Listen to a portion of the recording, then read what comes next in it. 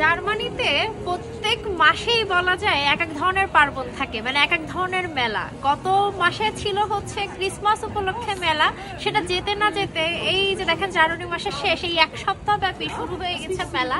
তো আজকে আমি মেলার এমন একটা দোকানে আসছি, এটা হচ্ছে মশলার দোকান, এবং আমার সামনে এই যে যা কিছু দেখছেন এটা হচ্ছে সব রকমের চা।